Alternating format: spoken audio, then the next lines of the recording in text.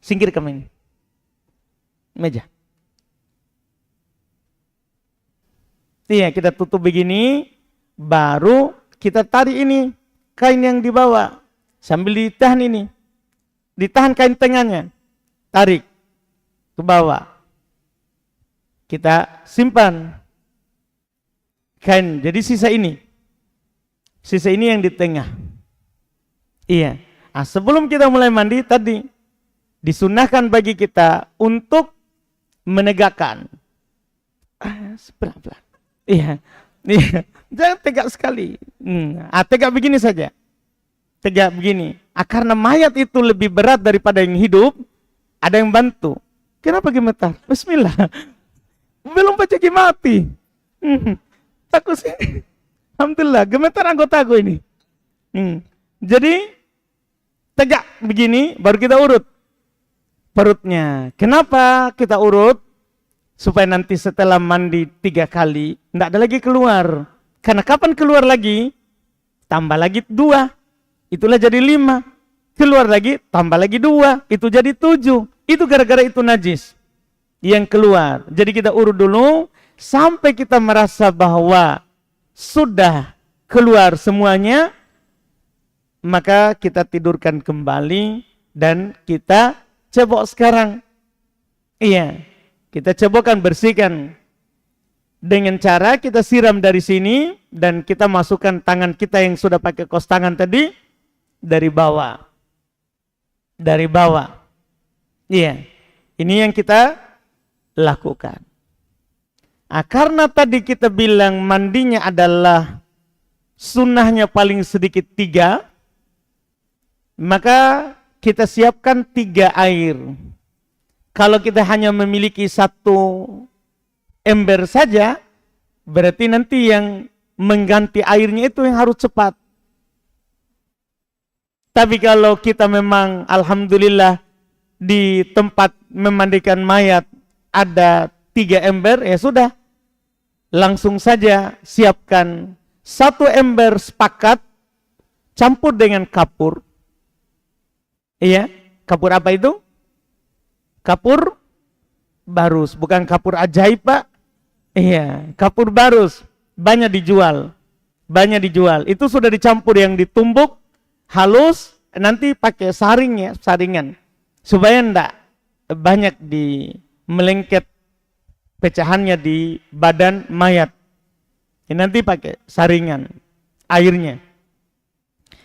1 embernya dicampur dengan daun bidara, atau sekarang kata para ulama penggantinya daun bidara, boleh sabun kalau tidak ada. Iya. Karena nanti ada tujuannya, ada hikmahnya. Dengan daun bidara itu kulitnya menjadi lentur kembali. Yang tadi itu kaku, daun bidara itu membuatnya lentur. Iya, sehingga mudah dimandikan, tidak kelupas kalau kita nanti qadarullah gosok. Yang kedua itu ember itu. Ember pertama apakah hanya air saja atau dengan daun bidara? Diperselisihkan. Itu untuk ember pertama. Dan mayoritas ulama mengatakan karena Nabi bilang mandikan dengan daun bidara dan air dan daun bidara, terakhir adalah kapur, maka mereka mengatakan ember pertama, kedua daun bidara. Karena Nabi tidak memisahkan airnya.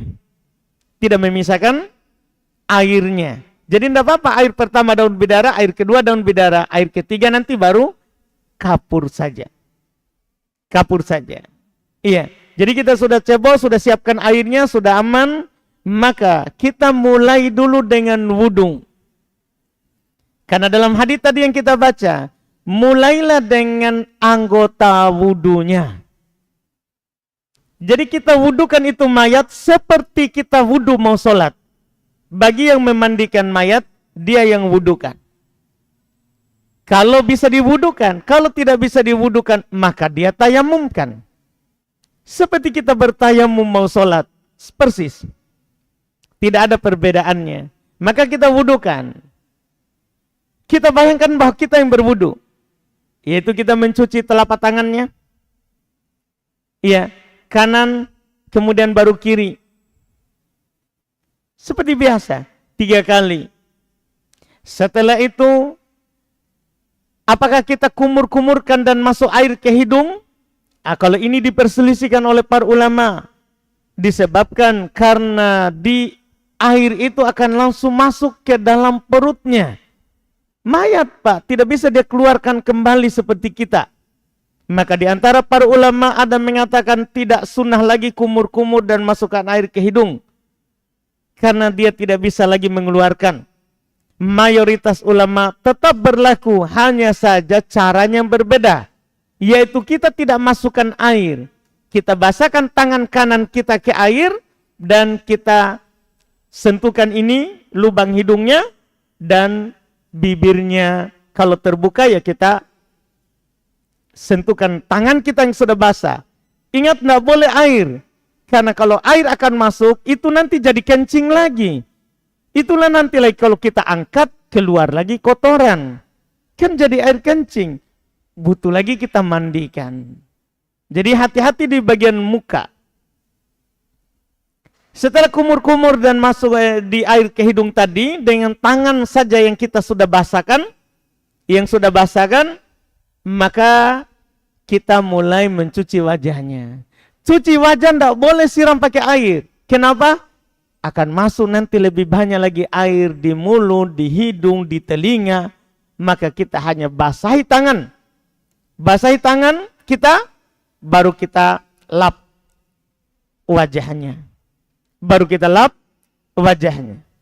Iya. Setelah itu boleh 3 kali. Pokoknya seperti wudhu kita. Boleh sekali-sekali, boleh 2 kali, boleh 3 kali. Kita sudah lap muka wajahnya, setelah itu kita cuci tangan kanannya sampai ke siku 3 kali, tangan kirinya sampai ke siku 3 kali. Setelah itu kita usapkan kepalanya, seperti kita mengusap kepala kita. Kita mulai dari bagian depan kepalanya ke belakang, kemudian kita ke depan lagi dan ke telinga.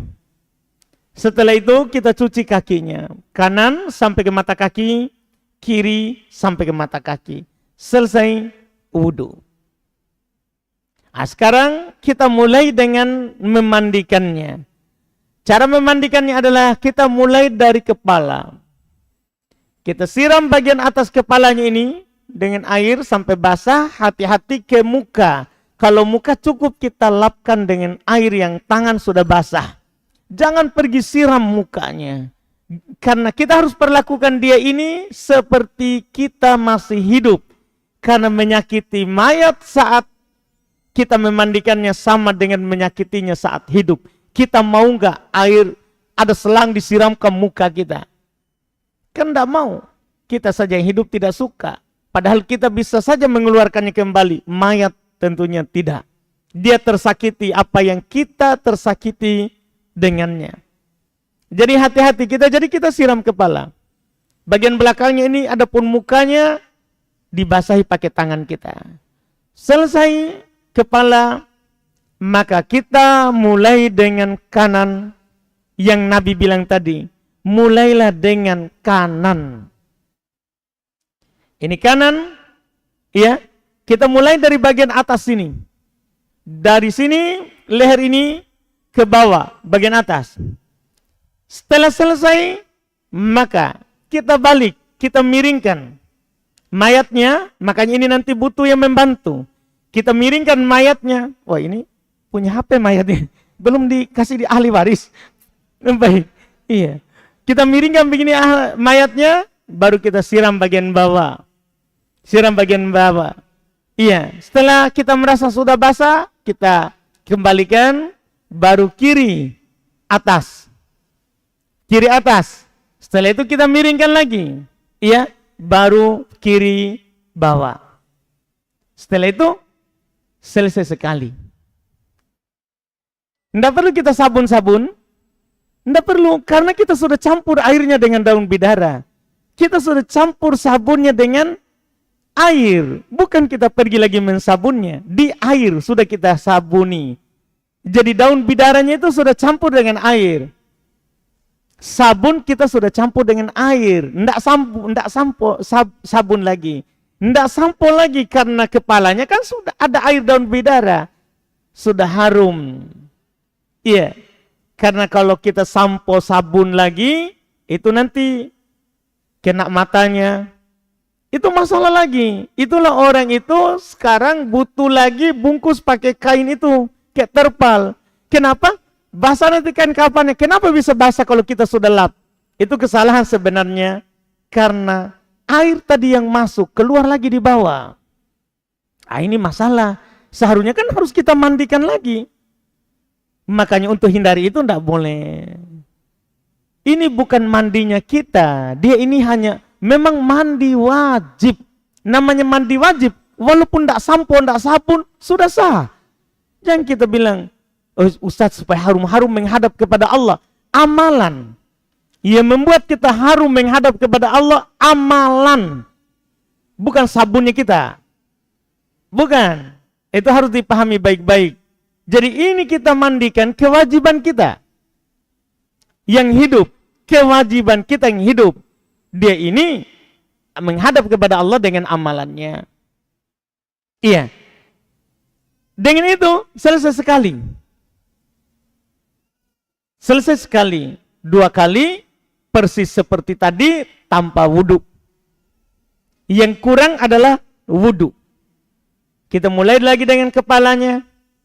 Kanan atas, kanan bawah, kiri atas, kiri bawah. 2 kali. Mulai lagi dengan kepalanya. Kanan atas, bawah, kiri, bawah. Selesai 3 kali. Sudah, selesai. Cepat. Seperti itu memandikan mayat. Yang penting sudah kena semua badannya. Sudah kena semua badannya. Iya. Setelah itu kita handuki, kita lap kering. Lap kering. Kita lap kering, supaya kering tentunya kita ganti ini kain yang tadi basah yang menutup antara pusar dan lutut. Kita ganti dengan kain kering. Iya, sudah ganti ya kita tarik. Kita tarik, lap kering. Setelah itu ditutuplah kembali pakai kain yang panjang tadi. Tutup kembali pada kain yang panjang tadi. Tutupnya persis seperti sebelumnya. Dari atas. Kenapa dari atas? Nanti masalah di kain kafan. Jadi kita tutup dari atas, kita lipat ke bawah begini. Iya.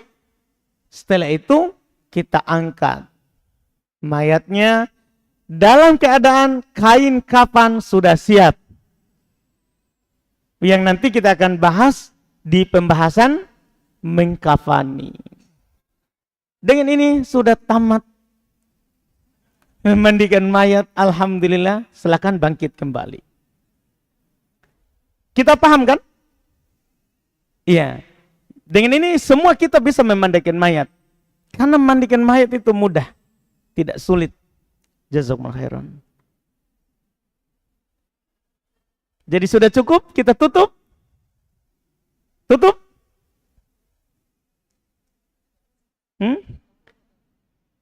Iya kan saya sudah jelaskan sampai 3 kan?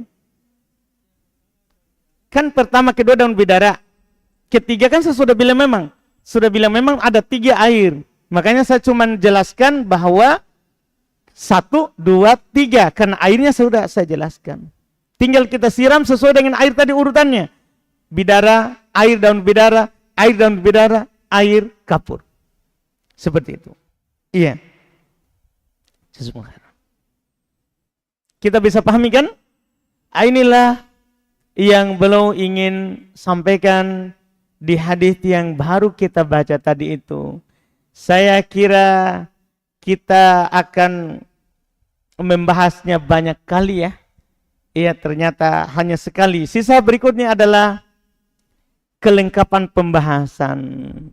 Yaitu nanti akan dibahas bagaimana kalau mayatnya yang ada lukanya. Bagaimana, apakah boleh memandikan dengan air panas, air hangat.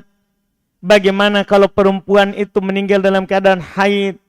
Bagaimana kalau perempuan itu atau orang meninggal dalam keadaan junub. berapa kali dimandikan, ini nanti. Sama juga dengan masalah mengepang rambutnya, ini nanti insya Allah kita bahas di pertemuan pekan depan.